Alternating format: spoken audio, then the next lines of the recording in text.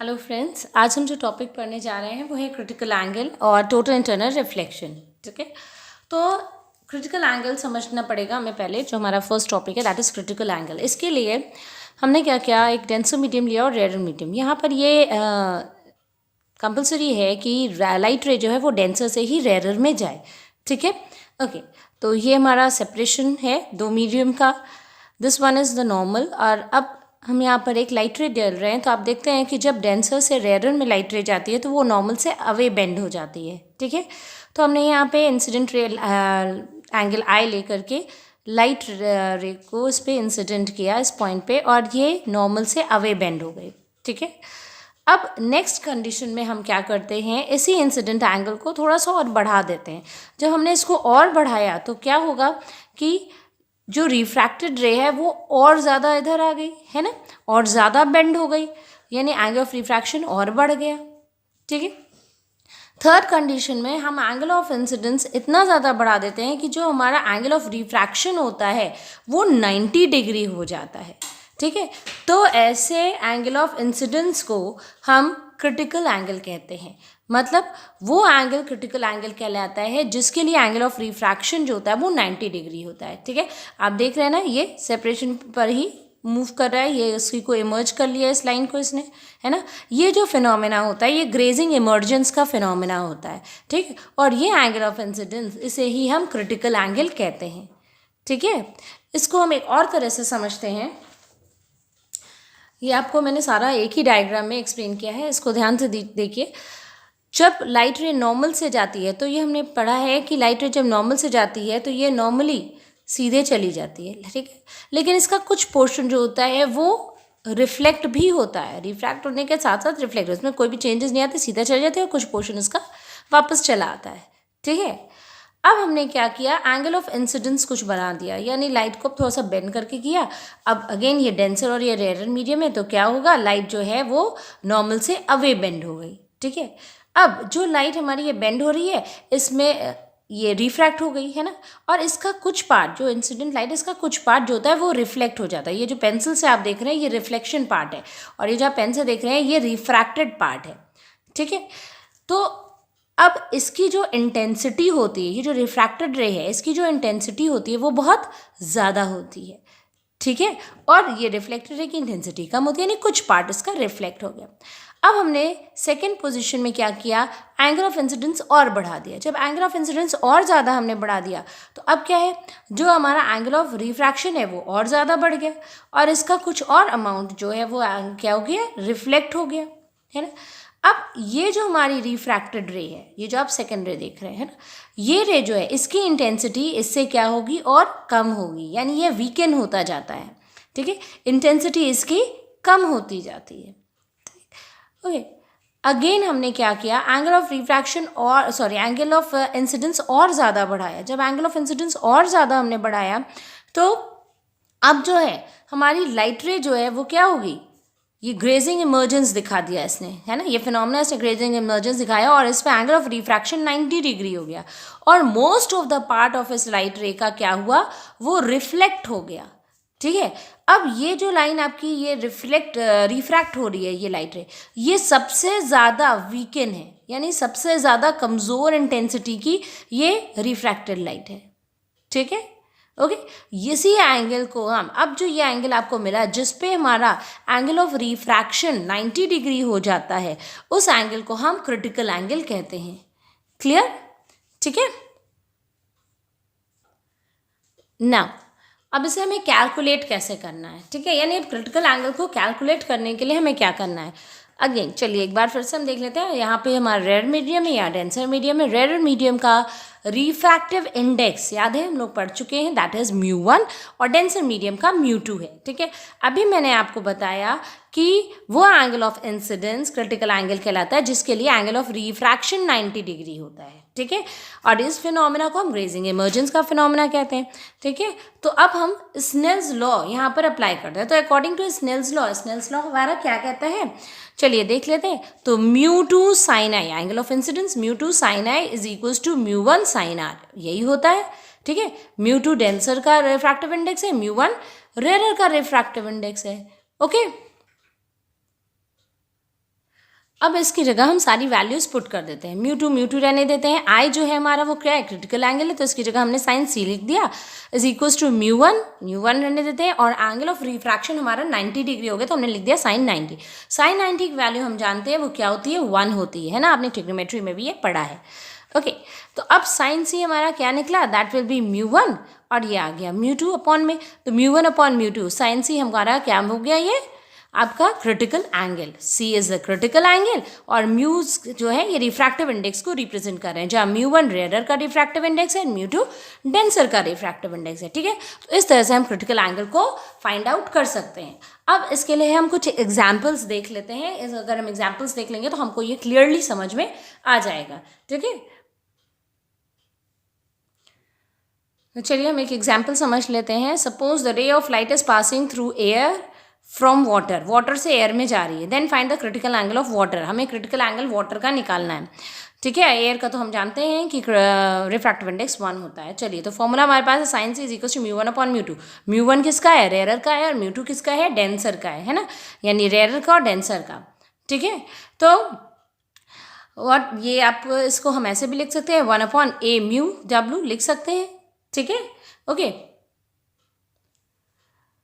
तो refractive index of water with respect to air वो हमारा क्या होता है, 4/3, तो 1/4/3 रख दिया हमने। इसे हम सॉल्व करेंगे तो यहाँ 1.33 आएगा। ठीक है, 1.33। ओके,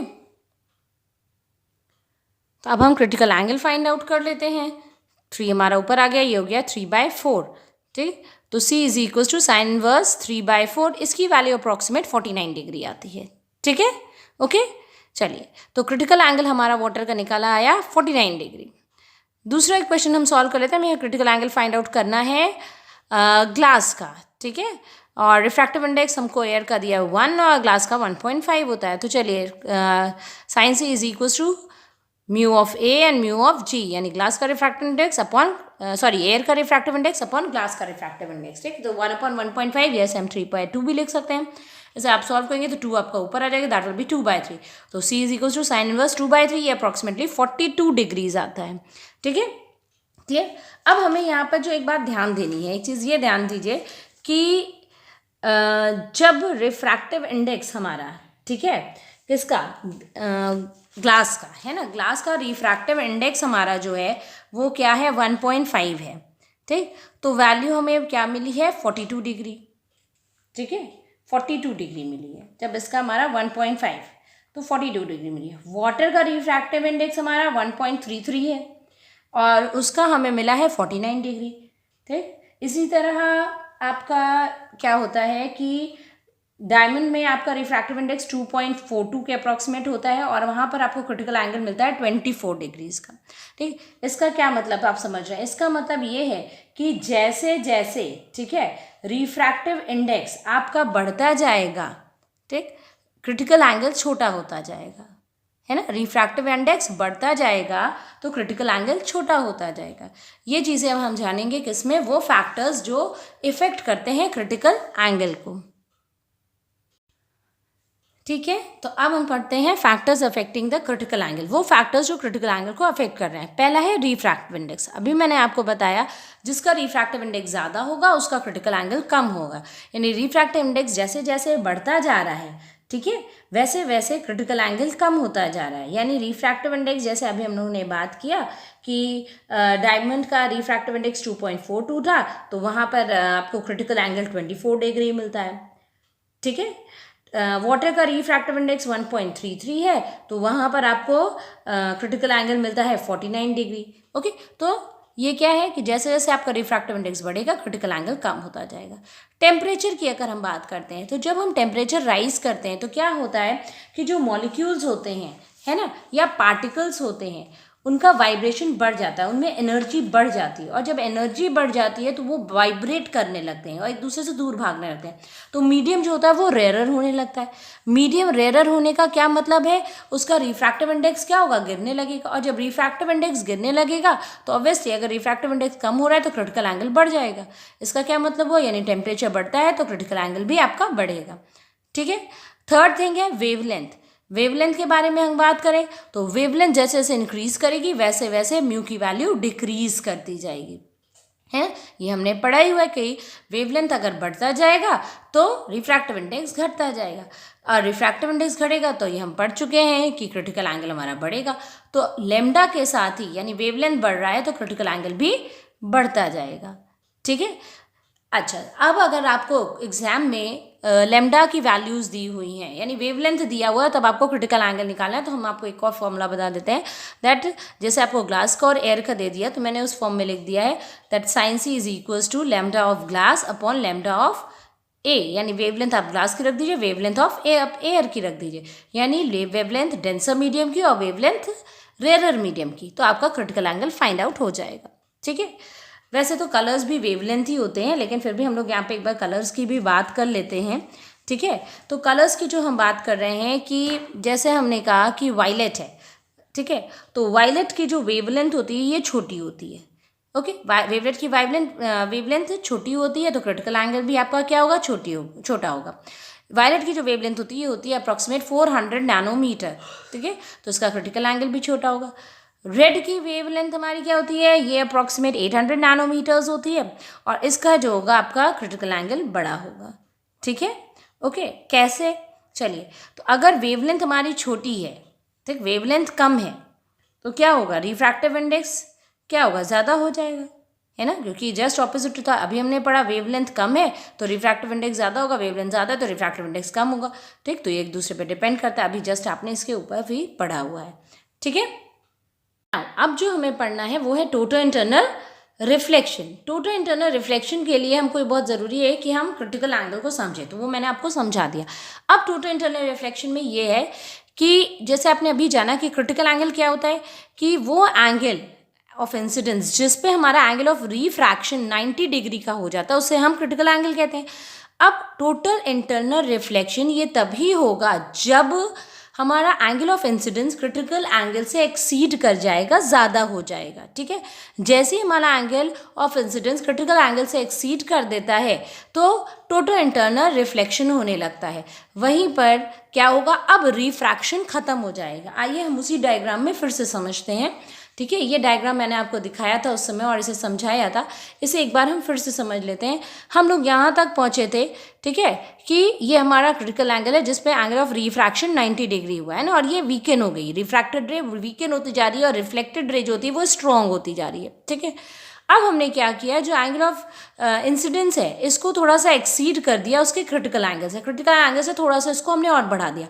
जैसे ही हमने और बढ़ाया तो हमने ये देखा अब रिफ्रैक्शन तो हो ही नहीं रहा है इस रे का, पूरी की पूरी रे जो है उसी मीडियम में रिफ्लेक्ट हो जा रही है, उसी डेंसर मीडियम में वापस चली आई, यानी टोटल इंटरनली ये रिफ्लेक्ट हो गई, इसीलिए इसको हम लोग टोटल इंटरनल रिफ्लेक्शन कहते हैं। तो पहली चीज़ क्या है कि ये कब होता है, जब हमारा एंगल ऑफ इंसिडेंस जो होता है वो क्या होगा, क्रिटिकल एंगल को एक्सीड कर जाए। ठीक है, क्रिटिकल एंगल को जैसे ये एक्सीड कर जाता है टोटली हमारी जो इंसिडेंट रे होती है वो क्या होगी, रिफ्लेक्टेड रे के फॉर्म में हमें वापस मिल जाती है, बिल्कुल भी रिफ्रैक्शन नहीं होगा, ये पूरा पूरा टोटली रिफ्लेक्ट हो जाएगा। ठीक है, चलिए वापस आते हैं हम इसमें, इसका देख लेते हैं कि कंडीशंस क्या होनी चाहिए। तो पहली, the ray of light should pass through denser to rare.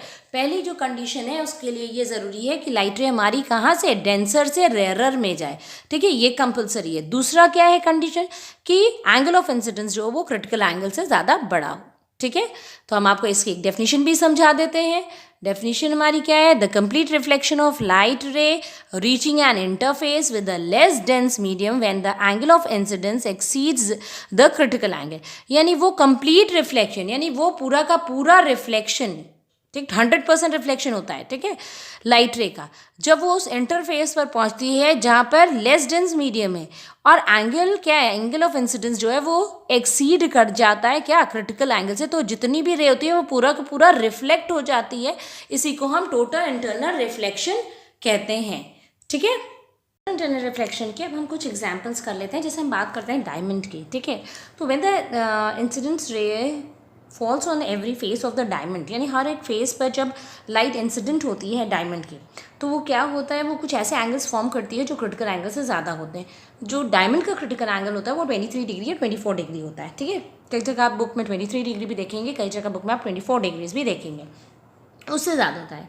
ठीक है, जिस लाइट अगर इस क्रिटिकल एंगल्स के ज़्यादा पर लाइट इंसिडेंस होती है, ठीक है, तो ये कंडीशन होती है टोटल इंटरनल रिफ्लेक्शन के लिए रिस्पॉन्सिबल होती है, ओके। और हमारा डायमंड जो होता है वो शाइन हो जाता है, क्लियर। यानी जो इसका क्रिटिकल एंगल है डायमंड का 23 डिग्री या 24 डिग्री, उससे ज़्यादा पर लाइट रेज जो है वो इंसिडेंस होती हैं और टोटल इंटरनल रिफ्लेक्शन होता है, और क्या होगा कि डायमंड जो होता है वो शाइन करने लगता है, ठीक है।